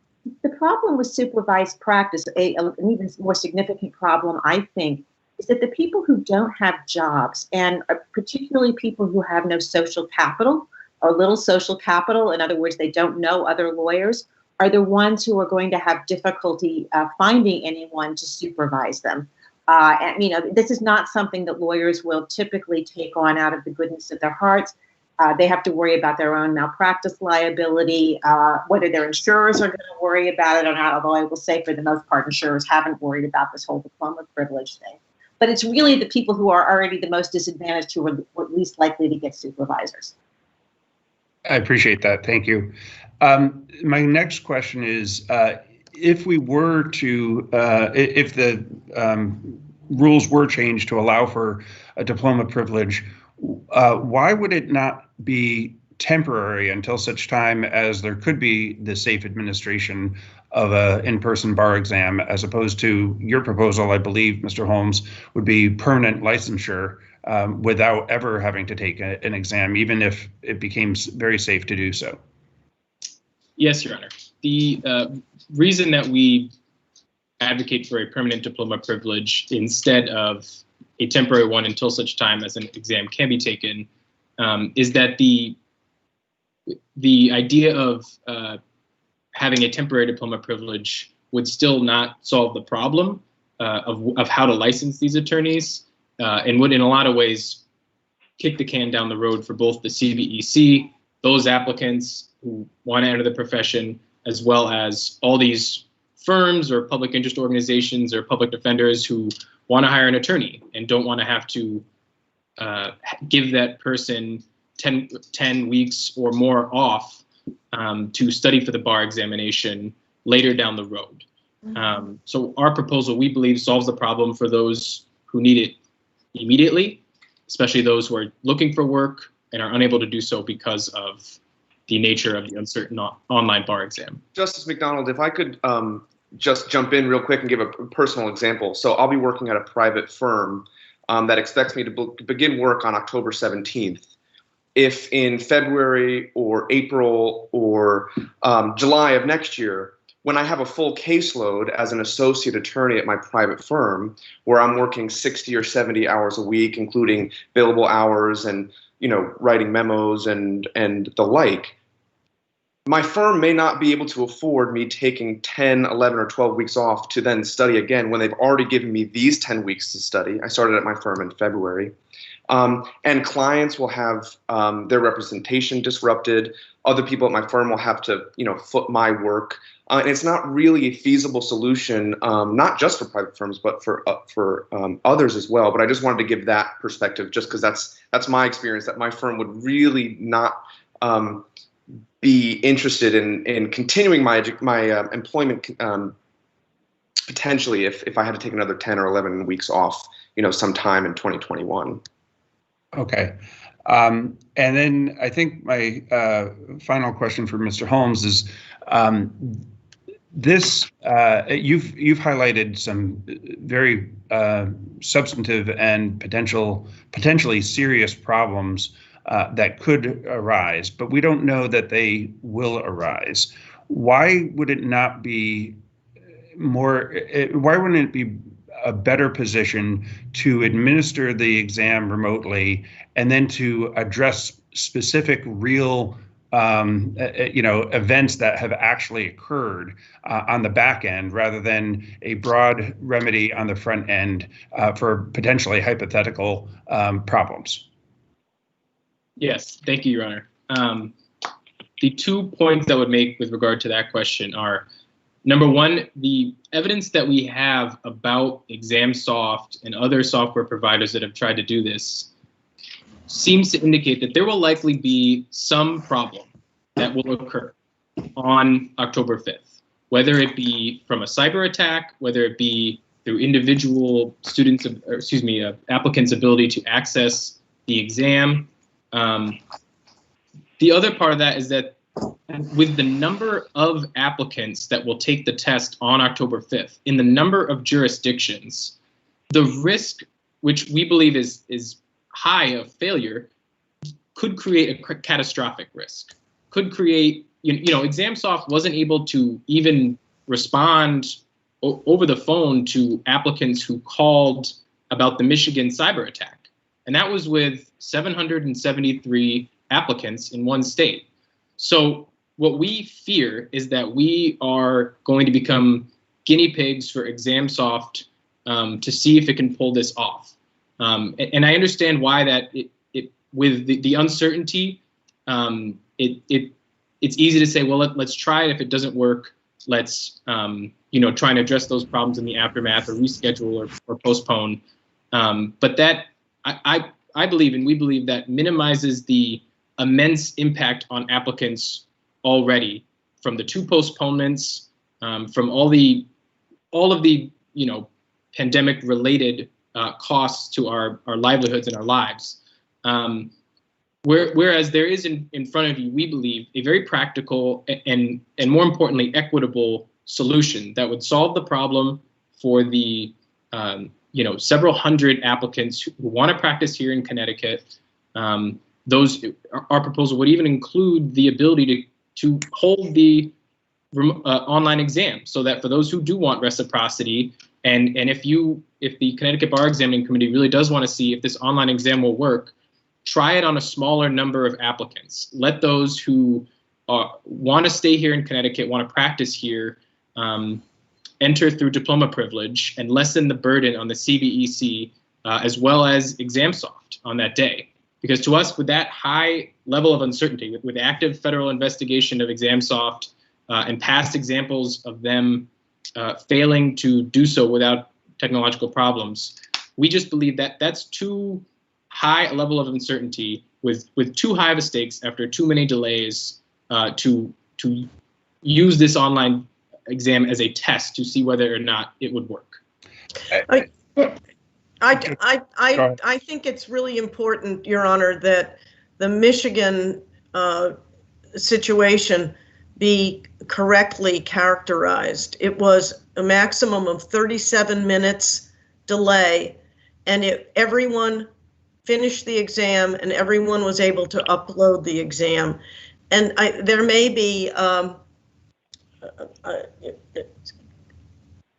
one never knows what is reported, but according to the Michigan people, that's the information that we followed up on, because we recognized that it was ExamSoft, we recognized that there was a glitch, and we wanted to know about it right away. In fact, ExamSoft disclosed it to everybody who is their customer in the bar examining world. So I think it's important not to overplay the glitch that happened in that experience, and to make the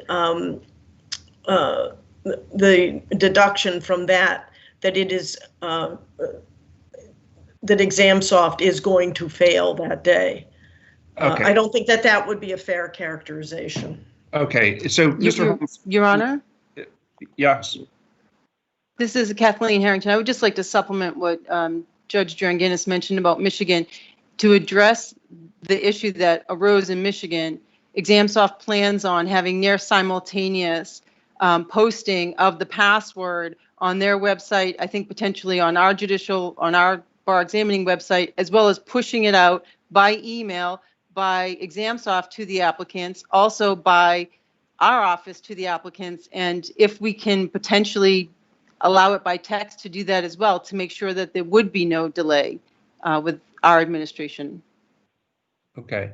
Mr. Holmes, I asked the question because I guess as lawyers, we all fall back on what we know, and this kind of strikes me as a ripeness issue. We like to deal with cases and controversies that are based on known facts and not hypothetical facts. So I totally understand where you're coming from, but I wonder whether the remedy that you're proposing is overbroad for a problem that is not yet materialized in real form. I understand that the challenges for individual test takers could be, but in terms of the failure of the system, the systemic problems that you're talking about, it seems it could be characterized as premature. Your Honor, may I just briefly respond? Sure. So first of all, it was actually a 47-minute delay for the vast majority of applicants. 200 applicants were allowed in after 10 minutes, but the remaining were delayed an additional 37 minutes. And that's according to all the reporting that's been done about it. And what I would say is that I completely understand your point. We believe there are two separate reasons that you should enact diploma privilege. And the first one being that we think after this much delay, there's too high a level of uncertainty about ExamSoft's ability to do this.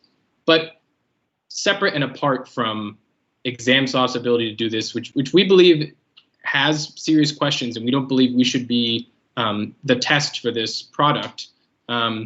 Separate and apart from that is that this exam, uniquely as a result of it being an online exam, will harm already disadvantaged applicants on the basis of income, race, and disability. So we believe that's reason enough for this committee to enact diploma privilege, and the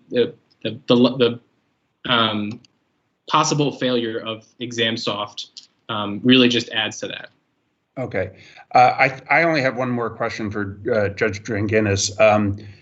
When this was addressed by the Bar Examining Committee, was there a formal vote by the committee? And if so, what was the outcome of that vote?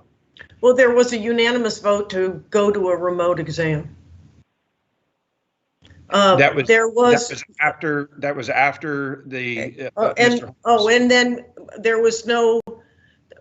was consensus and no vote not to we didn't feel we had the power to grant certainly a diploma privilege, but there was absolutely no interest nor a motion made to suggest to the Rules Committee that the Rules Committee take up this issue. Unlike the Bar Examining Committee, with the assistance of the deans, to actually propose the expansion of the student practice rule back in April.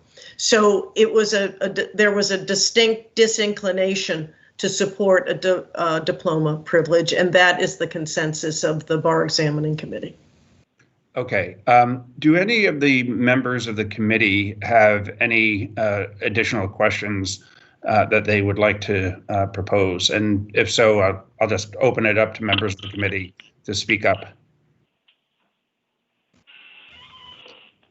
If not, let me again thank everybody. I know that this has gone a little longer than I had promised some of the members of the committee. I appreciate their patience. I know some of them have to get to, maybe some of them have actually already dropped off, because I know at least one person had at 12 o'clock.